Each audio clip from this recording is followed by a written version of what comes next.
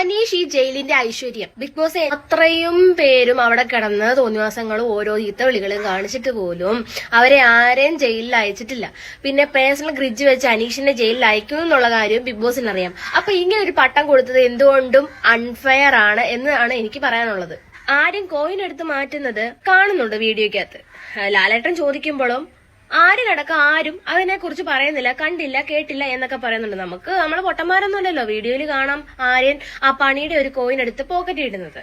So അത് കണ്ടിട്ടും ഒരു താക്കീതും കൊടുക്കാതെ ആര്യനെ വെള്ള അടിച്ചു വെച്ചേക്കുന്നത് എന്തിനാണെന്ന് മാത്രം എനിക്ക് മനസ്സിലായില്ല. അനുമോൾ അതിനകത്ത് തെറ്റും ചെയ്യുന്നുണ്ട് ശരിയും ചെയ്യുന്നുണ്ട്. ശരികളെ അല്ലെങ്കിൽ ആരും എടുത്തി പറയാറില്ലല്ലോ, തെറ്റുകളെയല്ലേ എല്ലാവരും വിമർശിക്കാറുള്ളൂ. സോ തെറ്റുകൾ കണ്ടാൽ തെറ്റെന്ന് പറയണം. അതിൽ തന്നെ ലാലേട്ടൻ ചോദിക്കുന്നുണ്ട്, രാവിലെ അക്ബറുമായിട്ട് അടി നടന്നിട്ട് രാത്രിയിൽ അക്ബറിന് ഫുഡ് ഉണ്ടാക്കി കൊടുത്തല്ലോ, അതെങ്ങനെയെന്ന് ചോദിച്ചു കഴിഞ്ഞാൽ മനുഷ്യത്വം ഉണ്ടാക്കാൻ അറിയാം. സോ അവൾ ഉണ്ടാക്കി കൊടുത്തു, വേറെ ആരും മുമ്പിട്ട് വന്നില്ലല്ലോ. അപ്പൊ അവളെ അങ്ങ് നന്മമരമാക്കി അങ്ങ് വെച്ചു എല്ലാരും.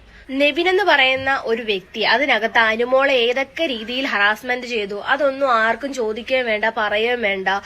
അതെല്ലാം ഒരു ആഘോഷമാക്കി മാറ്റുമായിരുന്നു ബിഗ് ബോസ്. എന്തോ ഒരു പേഴ്സണൽ ഗ്രിഡ്ജ് വെച്ചിട്ട് അനുമോളോട് ബിഹേവ് ചെയ്യുന്നതായിട്ടാണ് എനിക്ക് മനസ്സിലായത്. അതാണ് ആ പ്രേക്ഷക എന്നുള്ള നിലയിൽ എനിക്ക്, കാരണം അത് അരോചകമായിട്ട് തോന്നുന്നു. ബിഗ് ബോസിനോടും കൂടാ ഞാൻ ഈ പറയുന്നത്.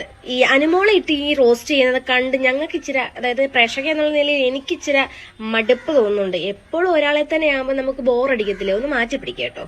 അവൾ അത്രയും പ്രശ്നങ്ങൾ ഉണ്ടാക്കി ഓരോരുത്തരെ ഓരോന്ന് പറയുകയും എല്ലാം ചെയ്യുന്ന ഒരു വ്യക്തിയാണ് ആദില.